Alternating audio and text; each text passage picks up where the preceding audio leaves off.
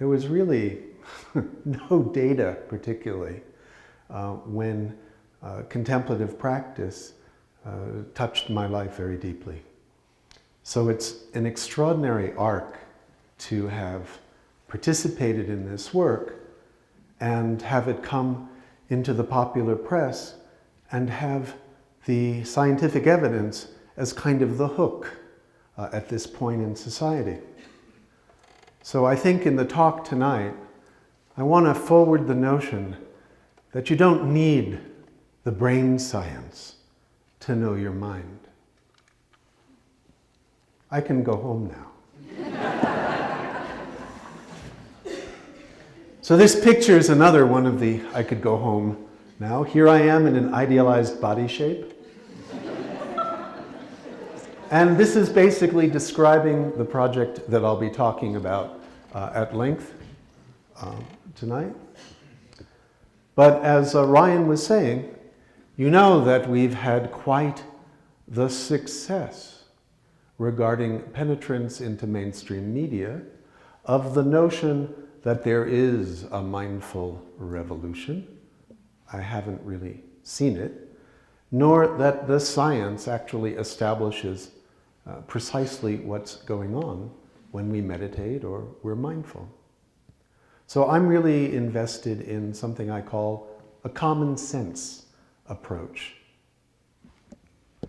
So the cover of Scientific American in November was an article written by Antoine Lutz, Mathieu Ricard, Richie Davidson. You know these fellows, at least two of them.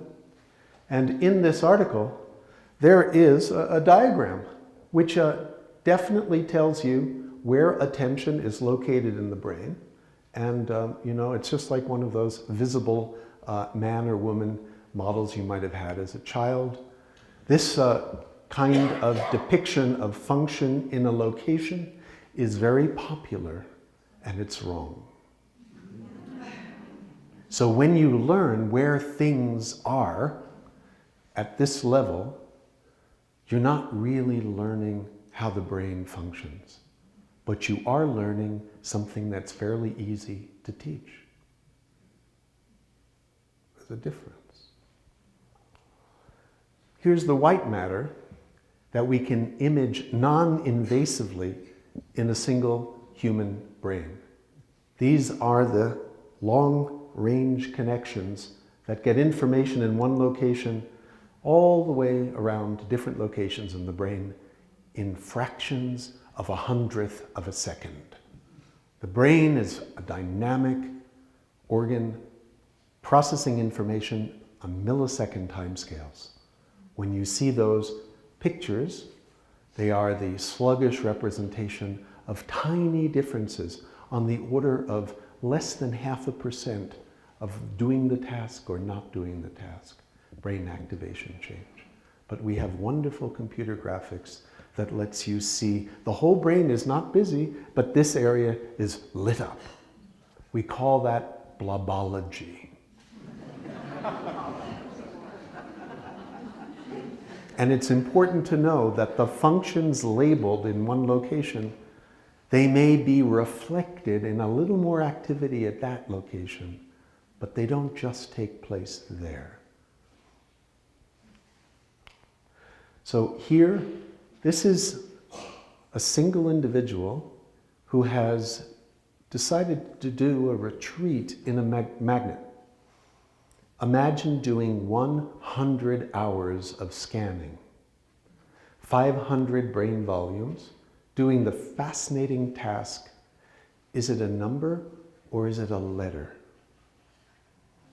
Over and over, thousands of times.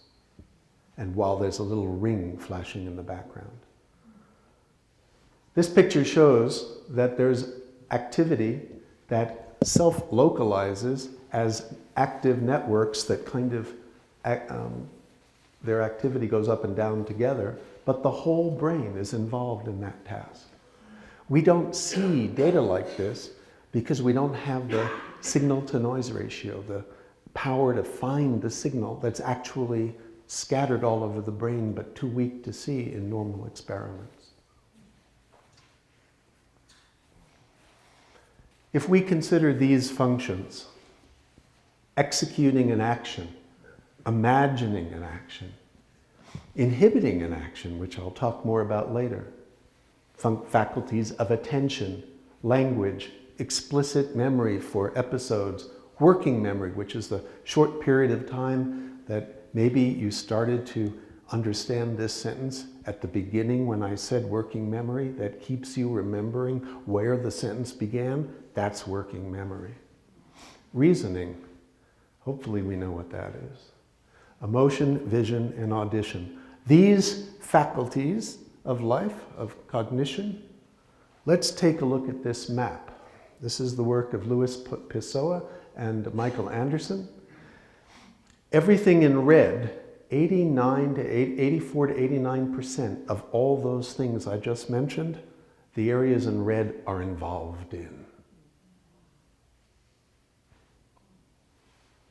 This suggests that most of the cortical territory is dedicated in an extraordinary multi-use way. We could go back to that picture from Scientific American, but we won't. You can read this book after phrenology. For those of you who may not remember from the 1800s, phrenology was in 1700s, I even think, the bumps on the skull were able to localize the different functions of personality and life, the specific cranial indentations. And when fMRI, another word for the blobology, was the new phrenology. Now, regarding what Ryan quite correctly spoke about for the hype regarding the scientific results of meditation studies, the list of all the conditions that these practices impact for the better, depression, anxiety, heart disease, memory, aging, creativity, sounds like a label on snake oil from the 19th century, except this cure-all is real, and there are no toxic side effects. Arianna Huffington. So we could be here all night sort of deconstructing the problems with a lot of these claims. It physically changes the brain. I'm physically changing my brain. Everything you do is physically changing your brain. The studies that show structural changes during meditation have not run other active controls. If I play golf regularly, it will physically change my brain. There's a kind of brainism that I want to speak to finding conscious awareness. It's like, let's be mindful of thinking too much about the brain and not enough about our life. This is a wonderful article. To make a killing on Wall Street, start meditating. I'm in this article. So is Roshi Joan Halifax from the Upaya Zen Center. I spent 2.5 hours talking to the reporter about the need for ethics in undertaking a practice. Why were they talking to me? Because we have data that shows that 3 months of meditating improves your visual perceptual threshold. And traders want to hack their brains so that they can see what comes across the crawl faster than the next guy, or pay attention to more screens at once. And we have this.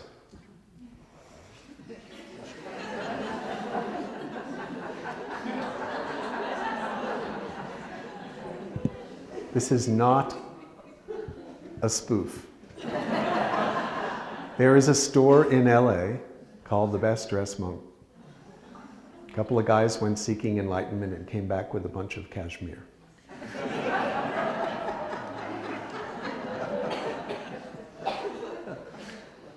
But then there's this. Maybe you heard about this in last summer. There's a study of 11 different experiments that was published in Science, our most prestigious, along with Nature, scientific journal.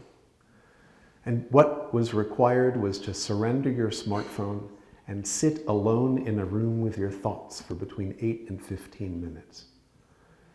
In case you were interested in relieving your boredom, you had an opportunity to give yourself an electric shock that hurt.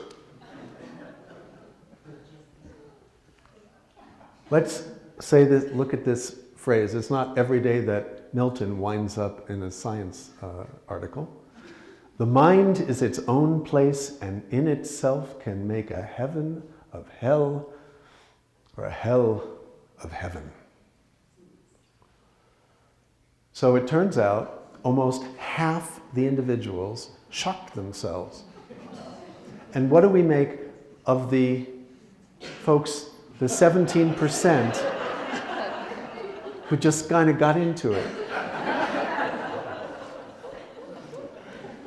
Clearly, what's interesting is the authors at the end of the article speculate maybe this is why people meditate, so they can be with their mind.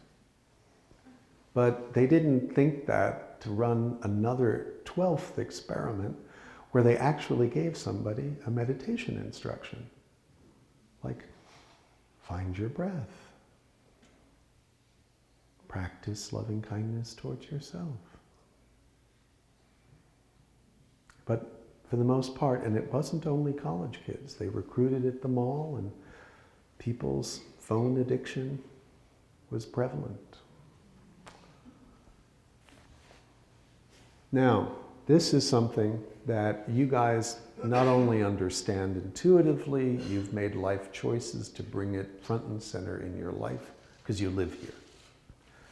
There's a wonderful article in the New York Times a couple of years ago, the effects of relaxing in nature. There is a remarkable experiment that was done at the University of Michigan. They gave undergraduates a very difficult math task. You had to look at 4-digit numbers repeatedly, and whenever a 4-digit number was the same number that had appeared several 4-digit numbers ago, you had to press a button. So it was an exhausting working memory task. And what they did is they did the test, and they randomly assigned half the people to go walk in an arboretum and half the folks to walk downtown in Ann Arbor. And what they found is that folks who took a break and walked in the city, they improved because, there's some practice effect. And they had taken a break. But the folks who walked in nature did massively better. This is called the attention restoration effect. Attention restoration theory says this: we have limited attentional resources. Have you noticed that? Would you agree that we have limited attentional capacity? But we can restore our attention with rest.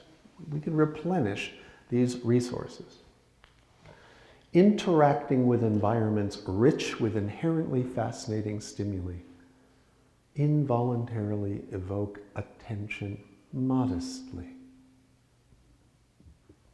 That means that if you want to direct your attention somewhere else, you don't have to yank it to where you want to put it. And you can just meander, and things will attract your attention without you needing to apply effort.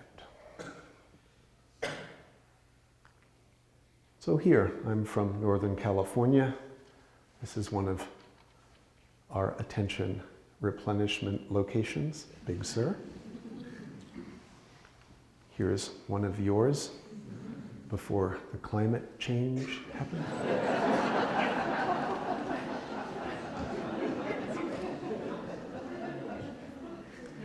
Hit a nerve. And here's the view outside my friend's house.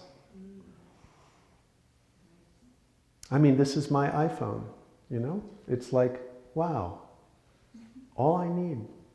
Fractal patterns of evergreens, interesting different spatial frequencies, little white, blue sky. Oh, yes, I'm giving a talk. Now, the requirement for directed attention in these kind of natural environments is minimized, so it's captured by the features of the environment. That's why I was so compelled by those trees. So the logic is, after interacting with natural environments, one's able to perform better on tasks that depend on directed attention abilities. So now consider, how long does it take for you to see that that shoe is on a truck? This is Cape Town in last September. I took this photo. Quite remarkable. I mean, really. And this photo is on the drive from to Amritsar, where the Golden Temple is in India. And in terms of natural environments, this is the natural pollution. And it's just an incredible assault, day and night. So unlike natural environments, urban environments contain bottom-up stimulation, car horns, moving vehicles that capture attention dramatically. And it requires effort to disengage from that foot on your head when you look at that advertisement. So this effort consumes attentional resources just to be in it and go about your business.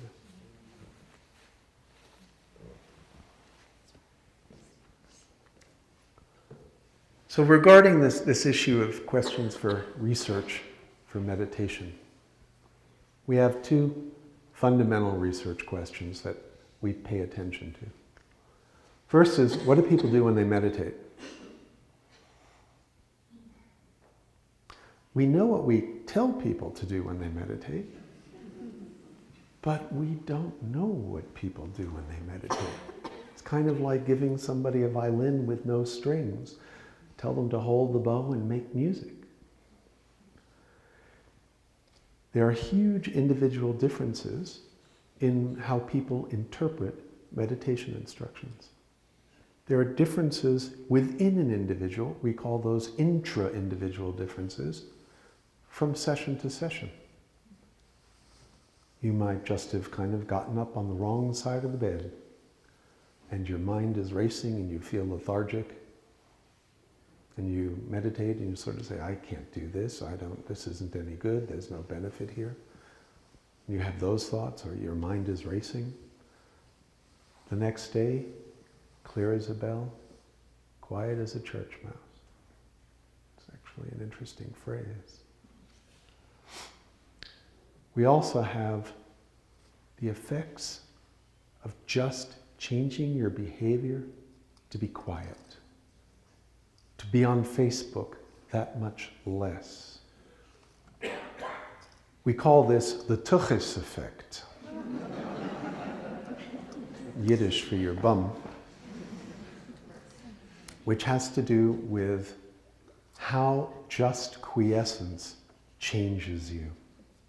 Independent of meditation, independent of intentional practice, other than assuming the posture and being quiet. That's already a huge intervention. In Zen practice, one often says, the posture is the practice. But if you sit, you know that if you commit to sit for a period of time, things might begin to feel boring. And you have to decide to become interested in the nature of boredom. And you need to inhibit the desire to get up and just entertain yourself. Or you might have an itch, and you need to inhibit a scratch until you absolutely can't stand it. And how much did you know the territory of unstandable itches before? So there's an enormous amount that goes on that's variable, but unknowable, because to do the phenomenological research required to ascertain moment by moment what was going on would be a week's worth of work for an hour of meditation. We do have another question. What do you do differently because you've meditated? And this is actually a scientifically tractable question. Because we can use established experiments, new experiments that might have been derived from what we think might be going on in people who do meditate, maybe based even on our own experience.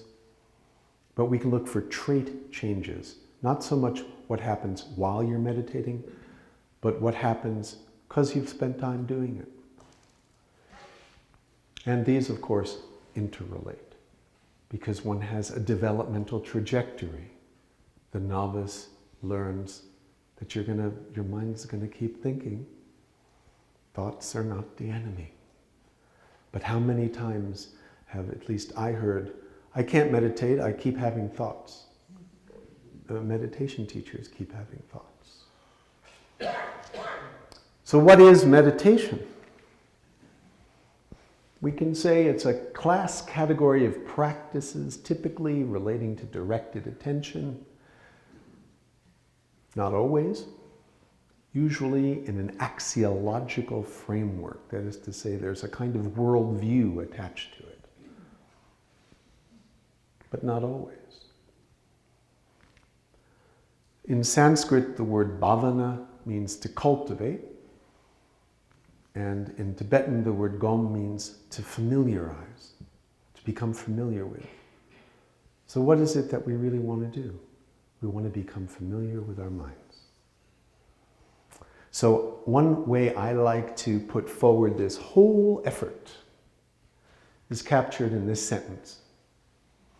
Is it possible to characterize multiple dimensions of development that yield, through meditation practice, a more complete regard for the unfolding of lived experience? This is kind of a value-laden approach. It's curiosity about this life. Full stop.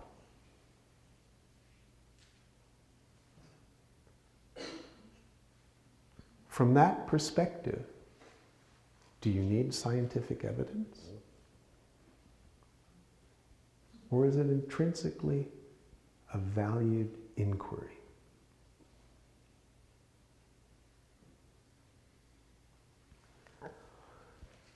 So, you've got this guy here, and you've seen this guy here. Anybody want to call out a name?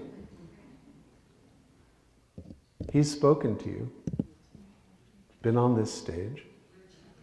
Richie Davidson, 1977, Cliff Saron. The only thing remaining is a space between his teeth. And even that's a little artificial now. So I worked with Richie for 14 years on a daily basis, and we were at I had just started graduate school finally, after being beginning as an elderly graduate student. And he got the invitation to go talk to the Dalai Lama about our work. And he had a family illness in the family. He couldn't leave his young children. And he asked me to go. So 3 weeks later, you see, Your Holiness, on the vertical axis is alpha power, meaning this in terms of EEG data. That was some years later, during Mind and Life 3, written up in the book Healing Emotions. Here in 2009, I have a chance to speak about some of the results of the project I'll share with you tonight. And Richie and I at Rockefeller University in 2012. The opportunity to go and speak to His Holiness in 1990 resulted in rooming with Francisco Varela, who is arguably the intellectual father of the dialogue between Buddhist thought and philosophy and cognitive science, and one of the founders of the Mind and Life Institute. He was a deep inspiration, and it's an extraordinary loss that we don't have him with us, except as a piece of flame in every one of us who's been touched by his work, thought and heart. So I roomed with Francisco, and he said, we're two old EEGers, we should do something. So we met Alan Wallace, who agreed we should do something. Here's Alan, we all just seem to get gray. And we did a research project, a field trip. So here is a 1992 meeting. The Dalai Lama is about to ask, how do you calibrate the horizontal time axis so that you can know the frequency of the brain waves?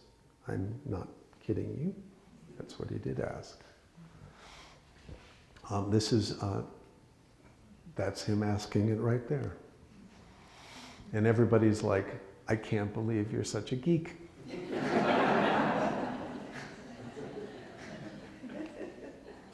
So we went to see monks who were in retreat in these huts. These were goat trails.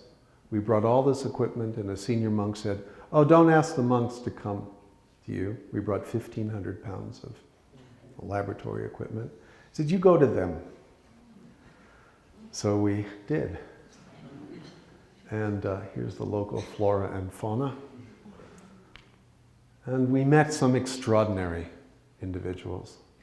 Most monks, you talk to them about, can we test you? You're an attention expert. You're able to work with your mind so well. They said, what are you doing?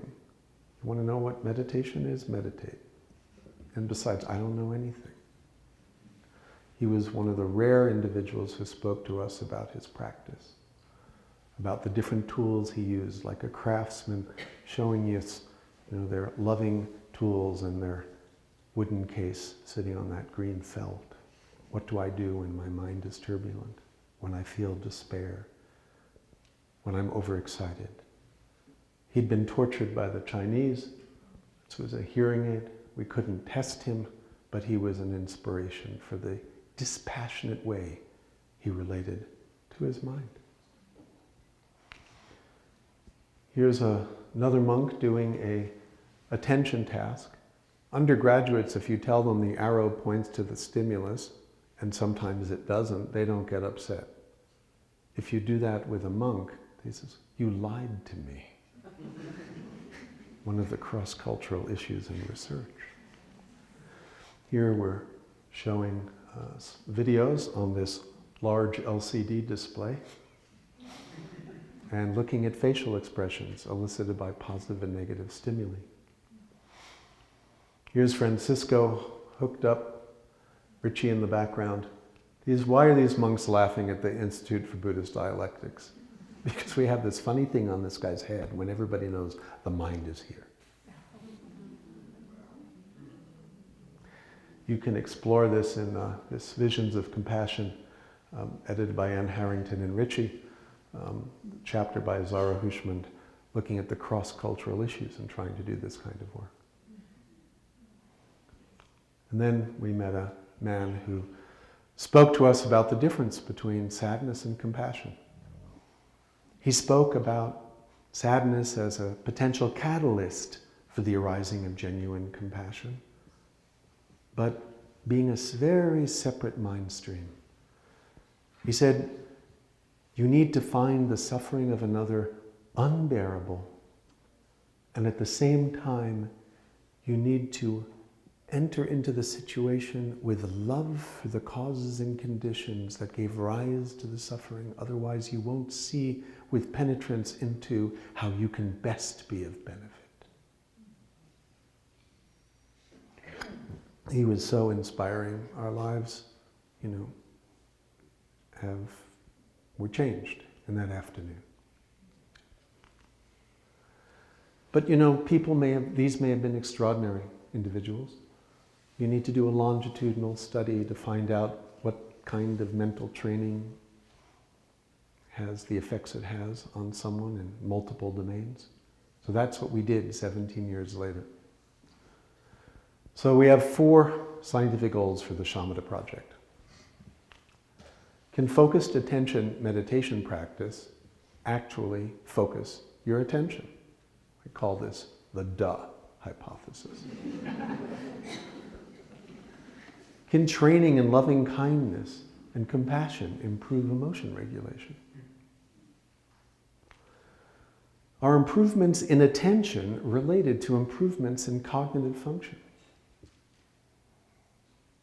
I mean, if you just become a kind of sharpshooter and you're really not very kind, being very focused may not be what you want to do. And what are the physiological changes that accompany these effects? That's an easy sentence for a nearly impossible line of work that's taken us years and years, and if I come back in 5 years, this will still be a work in progress talk. 10 years in, we are right now. So I have an extraordinary team of co-investigators at the Center for Mind and Brain at Davis. Alan Wallace was our meditation teacher. I'm incredibly grateful for graduate students, postdocs, research scientists, trainees in my laboratory, full-time research assistants, and a whole village of consulting scientists. And the work that I'll be describing has been generously funded at this point, but it will end from Templeton Foundation, Fetzer Institute, the Hershey Family Foundation, many individual donors, named and anonymous. If any of you are interested in being on this slide at some further moment, come see me after the talk. So what do we do? In 2007, Alan Wallace taught 2 3-month-long meditation retreats. How many of you have done a meditation retreat? Well, we have a fair number of people. How many have done a 3-month retreat? It's a rarer thing. We had 60 participants, and we randomly assigned them to either the first or the second retreat. Now, if you sign up for our study, you have to be willing to be randomly assigned to change your life around either at one point or another point. And if you're in the second retreat, you have to be willing to be flown to the retreat center as a waiting control participant 3 times during the first retreat. So your involvement in this project spans 9 months of life. So just at the beginning. So we match these groups on their age, sex, ethnicity, handedness, meditation experience. We shipped laptops to people's homes so that we could see what their perceptual thresholds and their cognitive performance was like, even before they knew which retreat they'd be in. Gave them all kinds of questionnaires. We had these 2 matched groups. So here's the way it looks. First retreat, the control participants are flown in after the retreat participants are tested at the beginning, middle, and end. And then these data in blue are the baseline for the second retreat where they enter into their own training.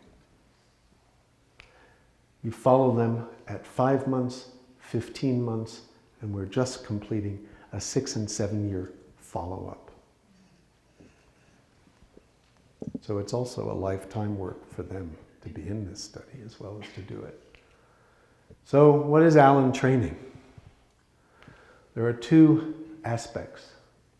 You can find this out in the Attention Revolution regarding focus practices for focused attention, but we don't want people to become sharpshooters or air traffic controllers.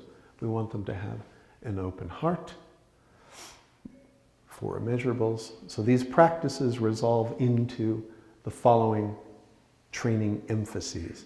To begin with, relax. There's nowhere to go. There's nothing to do. From a position of relaxation, cultivate a stability of attention, most often by paying attention to the sensations of breath. And you do that for a while, and your perception becomes more vivid. So we have this kind of tripod of relaxation, stability, and vividness or clarity. The meditation techniques were mindfulness of breathing. And mindfulness of breathing is not just paying attention to your breath, but it's paying attention to how you're paying attention to your breath. So it's not just are you on the object or off, but are you feeling lethargic? Are you overexcited? Do you have a kind of steady gaze? And when you get distracted, with what quality of mind do you move your attention back to the object? Do you yank it back? Do you say, oh shit, I'm off the object? Or do you say, here we go?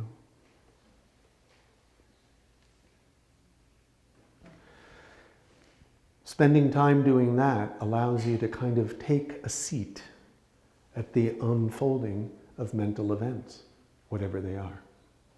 Thoughts, images, feelings, sensations. You can pay attention to the panoramic IMAX movie of your mind, called Settling the Mind in its Natural State. Then within that practice, you can find, well, what is it that's invariant? What is it that sort of the lights are on? And you can pay attention to your awareness itself. Those were the principal focused attention practices. In terms of opening the heart, we have the Brahma Viharas, the four immeasurables. Loving kindness, the wish for self and others to be happy and have the causes of happiness. Compassion, the genuine wish for self and others to be free from suffering and the causes of suffering. Empathetic joy, take joy in the success and well-being of others. And equanimity, a sense of there's no difference between those close to me and those far from me in their needs for happiness and relief from suffering. So that's the training, and you're going to be in a location for 3 months practicing. So what do we expect? Well, we expect that you should be able to focus and sustain your attention better. That's the expectation. We expect you to be able to withhold inappropriate responses, and I'll show you data about that. We expect an increased ability for you to engage with suffering when it arises in yourself or others. That is a key expectation. Because how much do we spend time avoiding or defending against suffering rather than investigating it, rather than engaging with it? Ultimately, we hope that those result in increased pro-social tendencies, making the world a bit of a better place. So, we had some time before we garnered the funds to be able to do this, so we kind of took a very comprehensive investigative attitude. Because you could say, well, what aspects of functioning are going to be impacted from 3 months in the Rockies meditating 7 hours a day? Everything. How do you measure everything? Ryan said it's the most comprehensive study that's been done, and it's kind of, people sometimes joke about a kitchen sink approach. We took a showroom of kitchen sinks. So we have questionnaires, we have daily diaries, we have interviews, we have 15 different computer-based laboratory tasks, some relating to emotion, attention, emotion interaction, and attention tasks. And we have a whole host of measures from brain electrical activity to autonomic nervous system, heart rate, skin conductance, emotional sweating, respiration changes, blood pressure changes. We look at facial expressions of emotion, how well you do on cognitive tasks. We look at questionnaires, thematic analysis of interviews, and a whole host of biomarkers. So here's where we did this project. This was in Rigdon Lodge at the Shambhala Mountain Center in Red Feather Lakes, Colorado. This is a meditation hall. Here's Alan teaching in the second retreat. Downstairs from this location, we initially came upon a dorm room, which we said, this will make a fantastic laboratory. Actually, 2 laboratories. So we had a volunteer carpentry effort to make the cheapest, least toxic, soundproofed modular construction. I think these things are still floating around somewhere, but not here. Here's going to be a subject room and a control room. We brought a thing or two from Davis, unpacked them, built a control room. This is a subject room where someone sits, they see stimuli on this monitor. This is an unobtrusive video camera when you put this speaker on top of it. It's on a pan tilt device so that if you go like this, we can go follow you. Here's the control room. We have 88 channels of brain activity. We can see your face. Someone's all hooked up, ready to go. And of course, we tear it apart. It's the San Mandala laboratory. I think now this is part of a tool shed. And of course, at the Shambhala Mountain Center, there are interesting environmental contributions to the impact of meditation. If you wish, you could sit inside the base of this stupa, great stupa of Dharmakaya that liberates upon seeing. Interestingly, the concrete it's made out of is now used in launch pads at Cape Canaveral. So what did we find? It's the data. So if we take a look at psychological improvements, we gave a bunch of questionnaires at the beginning and end. We combined them all together into a measure we call adaptive functioning, which consists of psychological well-being measures and all of these psychological traits going up and decreased in depression, anxiety, and difficulty in emotion regulation, things like that. This was published in Emotion by Baljinder Sadra, who's the Australian Catholic University now in Sydney. And what do we find? If we put the groups equal at the beginning, there's no change in the control group at 3 months. But the retreat group improves significantly. And 5 months later, they're still improved on this global measure of psychological functioning. But when the retreat group goes into their own retreat, they replicate the pattern identically. This is an independent population replicating that pattern. That's nice, scientifically. But you know, people were very invested in this project. This was kind of like the biosphere of meditation studies. And they had lots of time to answer these questions. And they could have tried to give us the answers that they thought we wanted to hear to prove meditation works so well. We call that response bias. So maybe there are some things it's not so easy to fake. Or if it is, you better do it. And one of those things is to look at cellular aging. How many people have heard of telomeres? Just about everybody. A lot of news about telomeres, the ends of your chromosomes that have the sequence where the DNA binding complex binds but doesn't quite replicate. So telomeres get shorter every time your cells divide. Well, there's an amazing enzyme called telomerase. And this was discovered by one of our collaborators, Liz Blackburn, and her colleagues who won the Nobel Prize for discovering both telomeres and this enzyme that can lengthen telomeres after they get short. Your longevity, in part, depends on the length of your telomeres.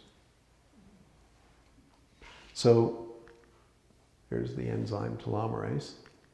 And in work that was in collaboration with Alyssa Epple and Liz Blackburn and Zhu Lin, this was published in Psychoneuroendocrinology. At the end of the first 3-month retreat, the retreatants had 30% more telomerase than the control group. That's not telomere length. That's the enzyme amount.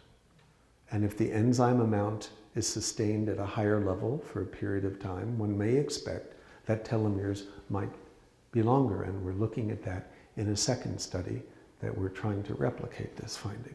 But what's the relationship between psychological change and telomerase? It's kind of amazing.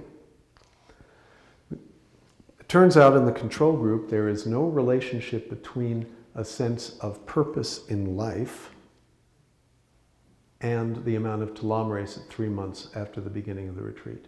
But look at this. The change in your sense of purpose is predicting the amount of telomerase at 3 months. Purpose in life is related to a molecular biological enzyme that repairs the shortening of your chromosome. That's kind of amazing. But I want to point out, with respect to the kind of thing Ryan was talking about, these folks, their sense of purpose decreased. Why might that be in the context of a 3-month meditation retreat? Maybe some individuals had an expectation that all their problems would be solved. Maybe they thought they would achieve certain sought after spiritual attainments that are in texts.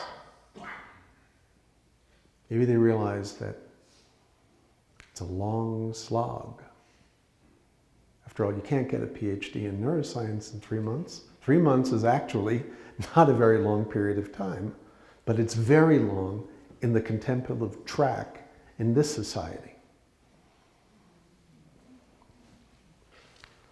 It's also related, not in the control group, but in the retreat group, to a sense of perceived control or environmental mastery.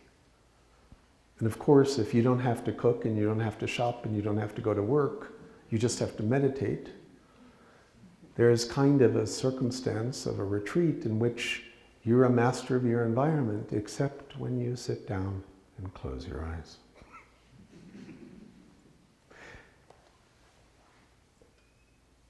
How well, how skillfully you just observe the nature of your own mind is another index of environmental mastery, but that's not in the questionnaires about environmental mastery.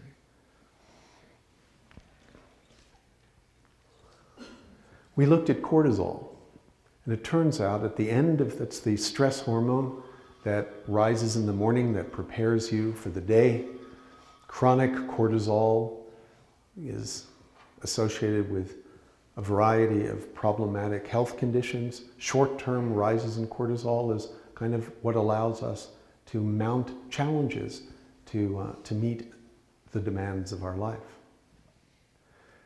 There was no net change in cortisol in the afternoon rise, between the beginning and end of the retreat, or between the control group or the retreatants. But when we looked at the retreatants who changed in terms of facets of a mindfulness questionnaire, those whose, I'm not saying that what we measured is mindfulness, I'm saying this is a questionnaire called mindfulness. There's a big difference, which we could talk about over many beers, or not beers, non-alcoholic beers. But there are on the scale 3 facets that were related to the cortisol: mindful non-reacting, observing, and acting with awareness. For those who improved the most, they had lower cortisol at the end of the retreat. For those who improved the least, they had higher cortisol. What's it like at the end of summer camp? It's stressful. You do anything for 3 months and there's a separation. And that separation is difficult. And that difficulty can be reflected in your stress hormones. But if you're on to the next chapter, sort of taking it as it comes, it may be much less stressful. So we're actually following this up, looking at sadness ratings at the end of the retreat. What about attention? We gave a really difficult, boring task. You see a dot, you see a line is long. Line comes on for 1/10 of a second. Line goes away. Maybe you see another line and it's short. But it doesn't look like that short line. That's a short line you can all tell. We take from 15 minutes, we make the short line longer and longer and longer until you can't tell if it's long or short, and then we back it off just a notch. And we do this for every single person, so no matter how well you see or how bad you see, it's very difficult to see. And when you get 75% of the time you can tell it's a long line or a short line, we say, great. Now for the next 32 minutes, you're going to see a line about every 2 seconds, and you're going to see a short line about 1 in 10. Press the button when you see the short line. Or we do it another way. We say, press the button every single time you see a long line. When you see a short line, withhold. That's an executive control task. That teaches, that measures response inhibition. So what do we find? We find that for both retreats together across 32 minutes and the response inhibition task I just mentioned, by the midpoint, this gray line, people really improve in their sustained capacity to withhold habitual responses. Well, the sustained capacity to withhold habitual responses, well, that's kind of part of the teaching. That's part of being a responsible human being who's not going to lash out when your kid drops your watch in the toilet or whatever. A lot of life depends upon appropriate response inhibition. You know the story with the marshmallow test. The children at 5 and 6 who could withhold from eating a marshmallow were told they'd get 2. And those who could withhold that marshmallow, stare at it, withhold, they're much more successful, well-adjusted and happier at age 30. This is a very fundamental quality. So what we found is that on an individual basis, getting better on this task actually predicted your improvements in all those questionnaires. And we know that through this very simple statistical model, which I will not go into. Not that I really could. But my colleagues are brilliant and trained in state-of-the-art, cutting-edge techniques. So we wanted to follow this up. So one of the things we learned how to do at the beginning of the Shamatha project was assess people in their homes, shipping them laptops. So we took a whole bunch of used laptops. We knew, if you knew how much we bought them for and how much they were new, it's just remarkable. So here they are in my house before we're going to bring them to Spirit Rock during a prior 1-month retreat. So we gave them, this is the dorms at Spirit Rock. And outside Yogi's room, we left a little package. This is a laptop. They're in silence. We developed a way of collecting data for a whole study in 3 hours by giving 25 laptops to people. And we had an instruction of how to set up your room, what's in the laptop kit. Here's Catherine McLean, the author of one of the papers about sustained attention. She's in the dorm room illustrating how to do this.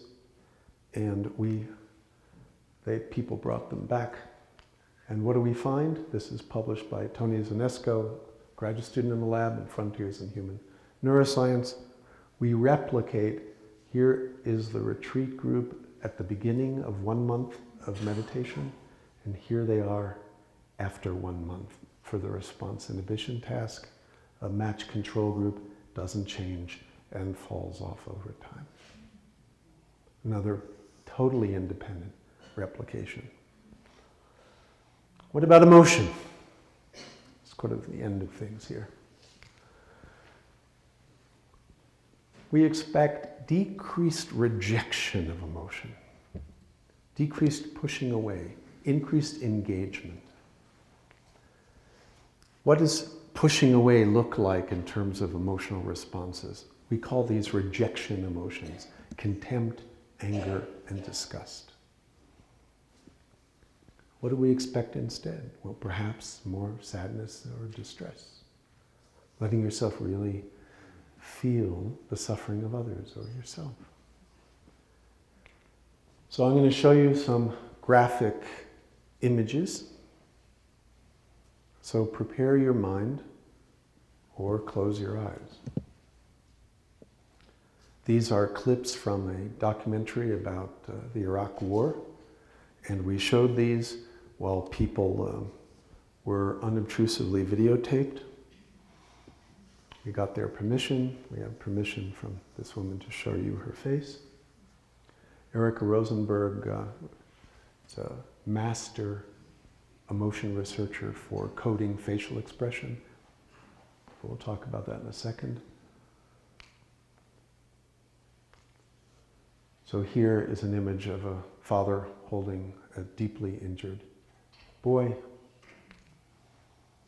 It's a girl who's had a napalm-like substance. A soldier saying, really, this was nothing like a video game. It was really difficult. Husbands carrying dead wives and children.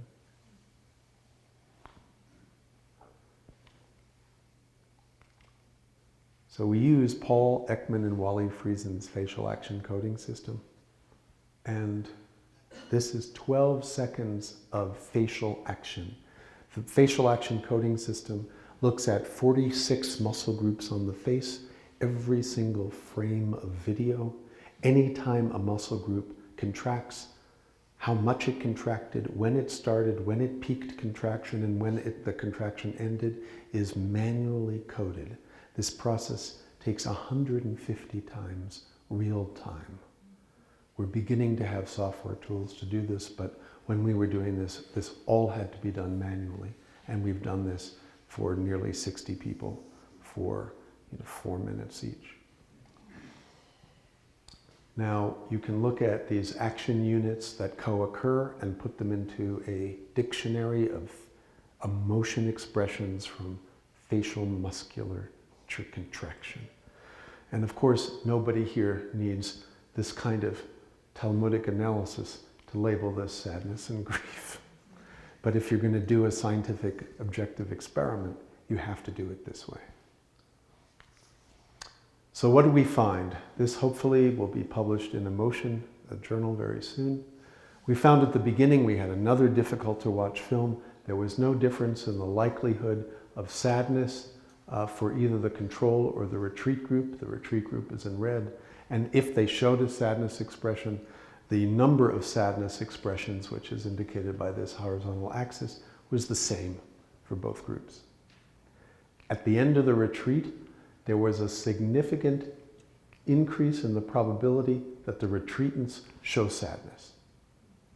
They were more likely to show sadness after the retreatants were compared to the controls. But if they did show sadness, they didn't differ in the number.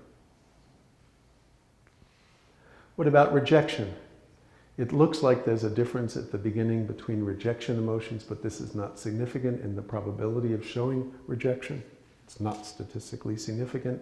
There's no difference in the number of rejection emotions after training. Retreatants show no difference in the probability of showing anger, contempt, or disgust in response to these difficult to watch images. However, if they did show one of those emotions, they showed significantly fewer of them. This is important because sometimes you need to have a kind of insight into what you're feeling in order to change the way you're responding. So a flash of anger might tell you, how can I look at this moment differently? That kind of reframing can be the basis of skillful action, even if you have these negative emotions. We ask people to rate what they felt, as this is a storyboard they saw after the movies. And we looked at what people said they were feeling when we saw the sadness expressions. The retreatants actually did not report that they were feeling sad when we saw when we thought we saw sadness. Instead, they reported feeling sympathy.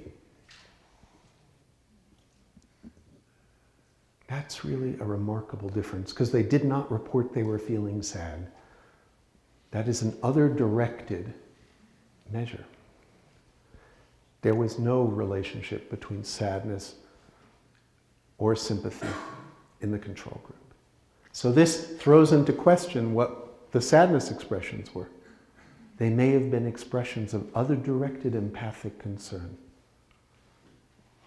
These data suggest a qualitative change from this training in the response to the perception of suffering, which is in line with what we were looking for.